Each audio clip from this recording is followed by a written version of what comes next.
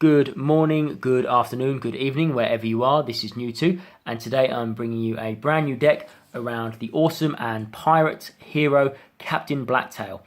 So we're going to be breaking down the cards. We're going to be looking at the attacks, your defends, your combos, your buffs, and most importantly, your hero card. So let's get straight into it and dive right in.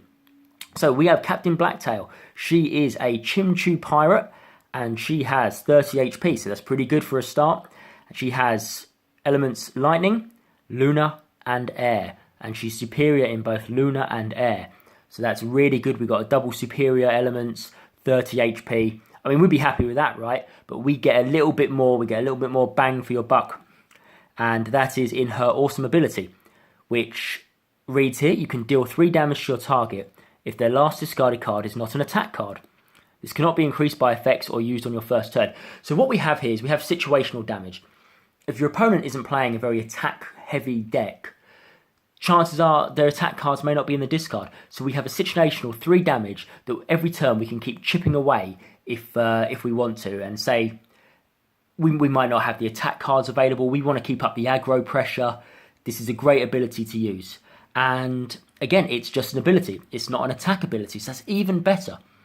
Because there are some cards that trigger off attacks, emergency system, exterior defender, shroud of night, you can't be attacked, all these kind of things. Captain Blacktail's ability gets around them. So we really like that. That's a really cool ability, really good superiors, really nice HP. What more can I say? Let's have a look and dive right into the attacks. We run 3 Spark Wisps. So these are your standard 5 damage cards here. We run 3. Don't know what more to say really. Vanilla, consistent. We can boost this to 9 damage with Storm Shaman, so that turns a 5 damage card, which is good, to a 9 damage card, which is insane. We love it. We run 3 Spark Wisps. Next up, 3 Dust Fiends. So this is another cool card. 4 damage, slightly less than Spark Wisp, but we do get its really nifty effect. This card can count as any element when used for a combo. So if we need the lightning, or if we need the lunar for Tsunami, you got it in Dust Fiend. And of course it's 8 damage as well. And since it's not lightning, we can play both Spark Wisp and Dust Fiend on the same turn to get big damage, 9 damage and 8 damage if we have Storm Shaman in play. So we love Dust Fiend. Thank you very much. Next, 2 Umbron Fiends. So this is a personal choice here. The deck runs no heals whatsoever besides these 2 cards, and let me explain why. So all the heals for your hero will reside in their middle element, which is a defensive element. In this case, it's our Lunar. Now, for those familiar with Astral, they can already see this, and they already know what I'm going to say. But for those who are not familiar, Astral gain benefits. Some Astral cards gain benefits for cards being in the discard pile. So one card might do something and then might do a little bit more if your card in the discard is, say, Gravity or Solar. So our 2 heals that we have available to us are your Kona Tactician, 4 healing, which is below curve. But if the last discarded card is Gravity, we can take an additional action. Great, we love it, except we can't play it because we don't run any Gravity cards. And it's the same with Dusk Feeder. 3 healing. The last discarded card I think is Solar. We gain 4 more healing. Be good if we had Solar cards, which we don't. So my idea was that instead of running below curve cards in this deck, we're just going to cut them right out completely. And so with that in mind, our heals are provided to us by Umbron Fiends. So really cool. 4 damage, and then if the recipient has more health than you after the damage is dealt, you heal for 3. So it's a 7 swing in your favour, 4 down for them, 3 up for you if they're still above your life. But more importantly, it's a good ethos for how the deck works, right?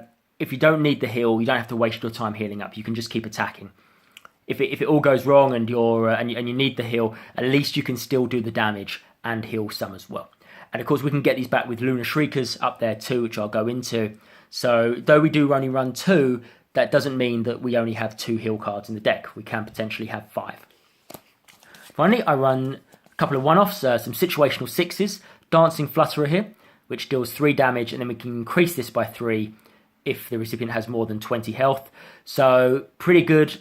Can do 6 damage, can do 10 damage with Storm Shaman if you set it up right. So we really like that. But what we don't like is to see this mid to late game, because it's just going to sit in your hand. It's only going to deal 3 damage. It's just not worth it. So we just run a one-off in the hope that we get it early game. We can use it for combos. I mean, to be honest, even with Storm Shaman, it's still 7 damage, so that's not too bad.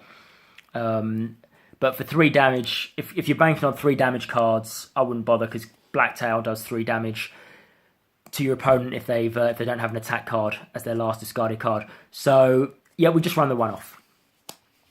Next up, Crackling Beast.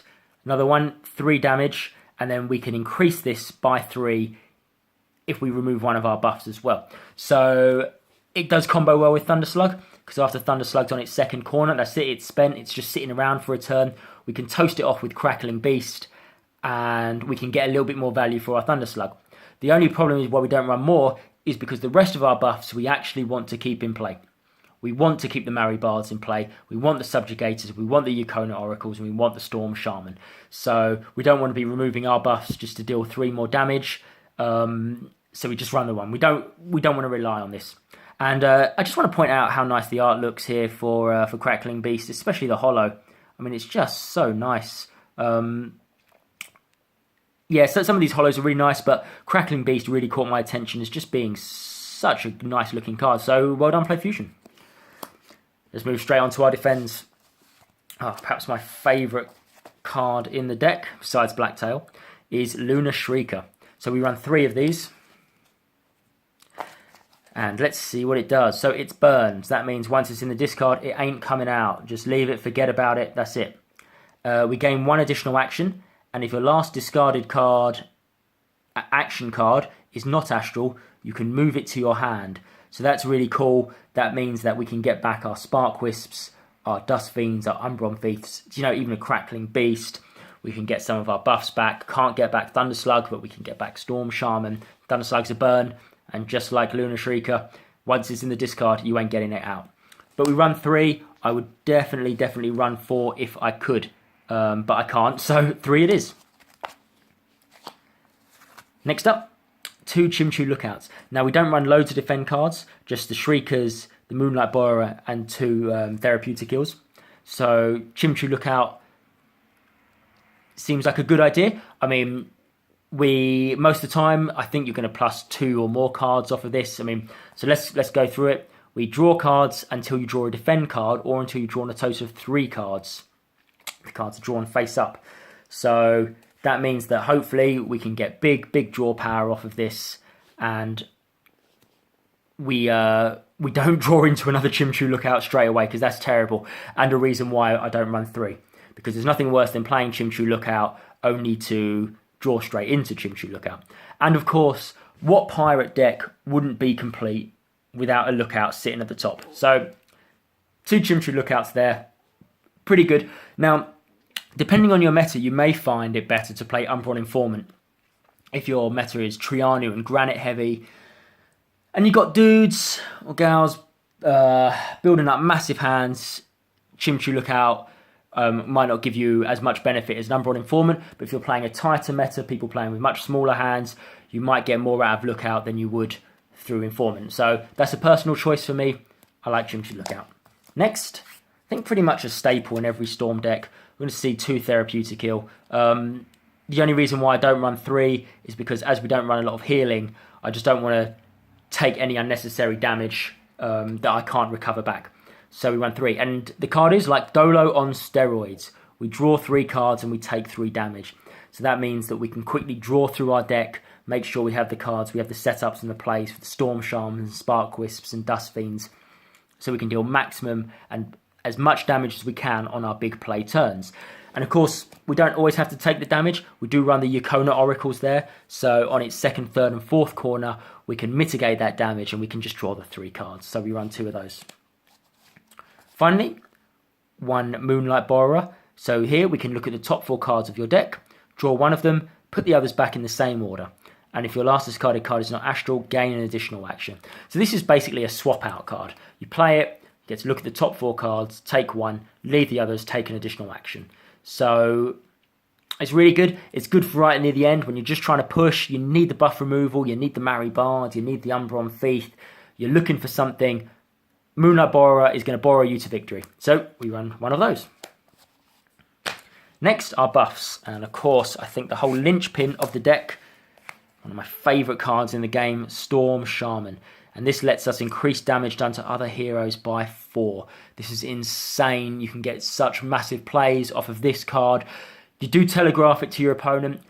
When they see it, they know it's going to happen. They can't get rid of it. They know they're in for a world of hurt. You can use it to bait your opponent. I've done it a few times where I've thrown away a Storm Shaman. Early game, played it out, just wait to see. They kill it straight away with like a Crazed Bomber or something like that. Great. You know you've got rid of one of their buff removals. You Lunar Shrieker this right back into your hand. So, Storm Shaman, so good. Works with all your attack cards. Works with all your combos. We love it and is pivotal to our OTKs. Next, pretty much a staple. 3 Thunder Slugs. Every deck needs 3 buff removal. Thunder Slugs is one of the cooler types of buff removal because it's not an attack card. So it gets around things like Exterior Defender, Emergency System without triggering them. So that means we can have a bigger and safer way to deal our damage without having to risk your opponent actually getting heals off or getting damage reduction in or attack mitigation in through our cards. So yep, we run 3 Thunder Slugs, and like I said before, we can toast it with Crackling Beast afterwards. So perfect. Next up, 2 Kona Oracle. So you might take 1 or 2 turns to get going. You know, you're going to want to draw your cards. You can make sure you've got Storm Shamans and your attack cards to capitalize off of that. So it could be a couple of turns where you just need to kind of sit back, build up. Kona Oracle's the girl for you. She will defend you and reduce all your damage taken by 3. Really good. Just slow the game down a little bit at the beginning. First turn, second turn, that kind of stuff. Just make sure that your opponent doesn't overwhelm you, doesn't completely rush you off your feet. We run 2. Next up, 2 Subjugator. Really cool card. I was looking for a deck to put this in. I'm glad I found it in Blacktail. For 2 turns, your opponent can't attack. You select the hero, and that hero can't attack. So that's really good. That means no attack cards, no attack abilities, no combo attacks. That's it. Unless they've got their buffs out, or unless they've got defend cards that can deal damage to you, they are not going to deal damage to you, and that's good. So you can use this in a couple of ways. The first way is the obvious way. You're taking a beating, you're being rushed off your feet. Play down Subjugator, buy yourself a few turns. Often they can't remove it because most buff removal in the game is attack as well, so you're going to be safe behind this wall. Buy yourself a couple of turns, draw the cards, get the plays in. Or you can play it the other way to protect your Storm Shamans and your Tsunami. It's going to come out, your opponent's going to want to remove it. You put down a Subjugator with it, how are they going to do it? Unless they've got bounce cards like Warp Toad, or you're playing Storm and they've got Thunder Slug as well. There's no way they're gonna remove it, and they're just gonna have to wait for Storm Shaman and for Tsunami to roll in. So, yep, we run 2 of those. Next up, one of my favourite card arts in the game, Mary Bard. So Mary Bard is a really, really good card, really relevant in today's meta. We select another hero when this card comes into play. That hero's buffs are dormant, which means they don't apply their effects and can't be rotated or restarted. So that means that they're on the field, but they don't do nothing. They're absent. They're AFK. They're at a gig. They're listening to Mary Bard play. They're there, but the lights aren't on. That means that. And why do we run this? Well, firstly, we got a little bit of control. So if they're not going to damage us too much, but we can apply the aggro pressure, the Mountain Forts, the Wall of Bones, the Moss Ridge Defenders, even the Kona Oracles. These cards are going to come down and they're going to slow your pace down. They're going to take the air out of the sails of your Storm Shamans if you're going to have to just throw attack cards at these damage reduction cards. Mary Bard lets you bypass right through them.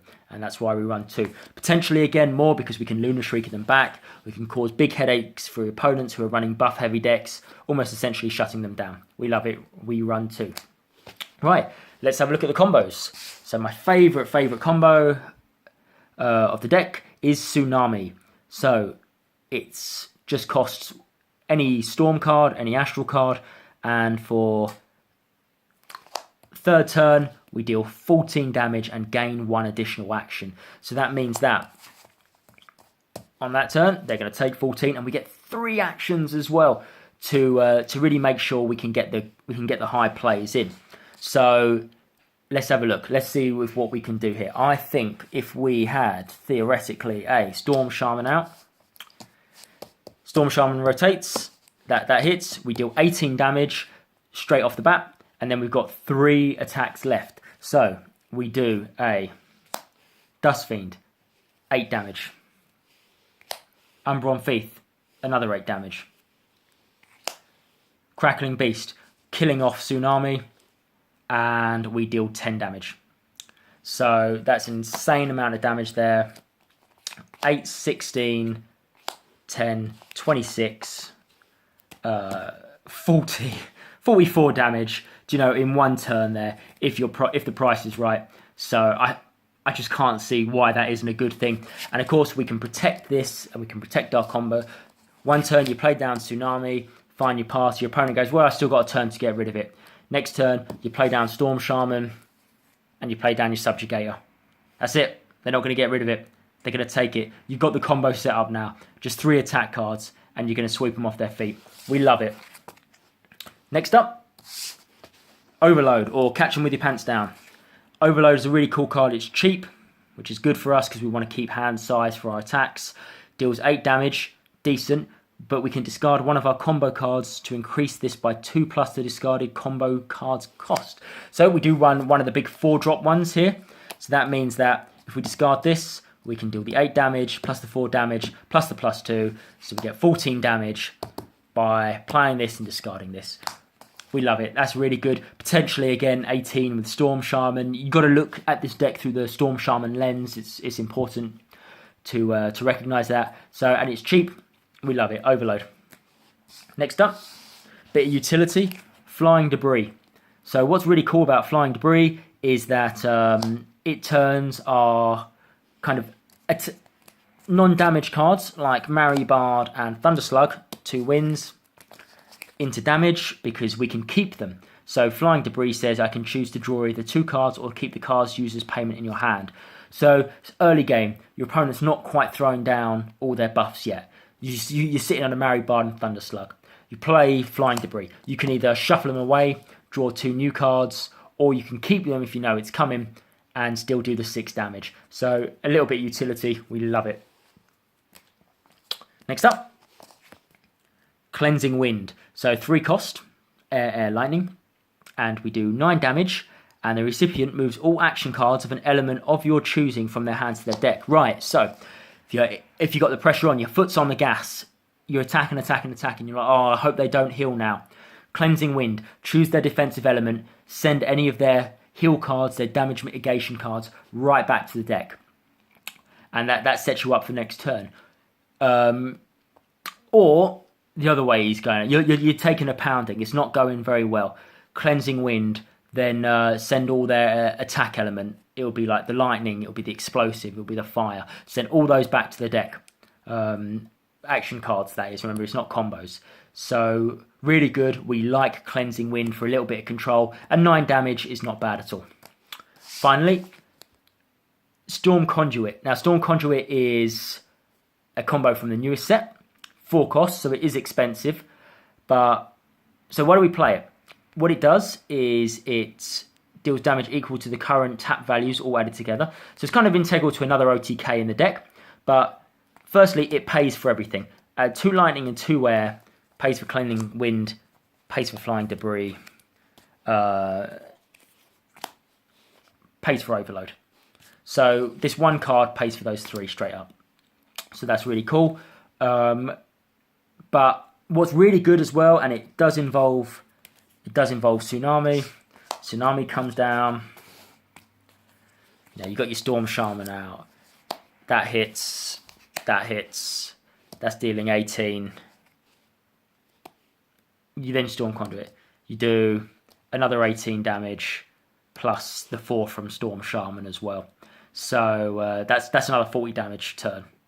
So you so you have got the potential for massive swing damage.